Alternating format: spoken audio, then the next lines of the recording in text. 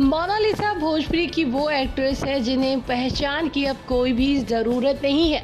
जी हाँ दोस्तों, वो अपनी पहचान, अपना मुकाम भोजपुरी इंडस्ट्री में कब की हासिल कर चुकी है।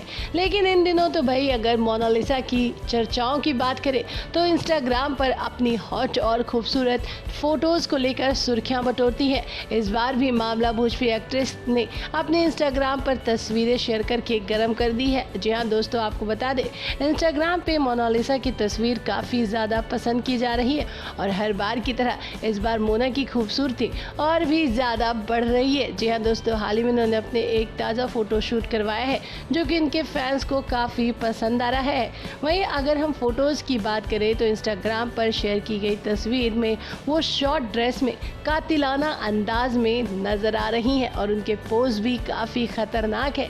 डीप नेक ड्रेस में खुले बालों और कानों में डिज़ाइनर इयररिंग्स पहने मोनालिसा काफ़ी कूल नज़र आ रही हैं। जी हाँ, इंस्टाग्राम पर उनकी तस्वीरें शेयर करते हुए मोना ने कैप्शन में लिखा है, हर दिन तो को थोड़ा कम साधारण बना देना ज़रूरी होता है।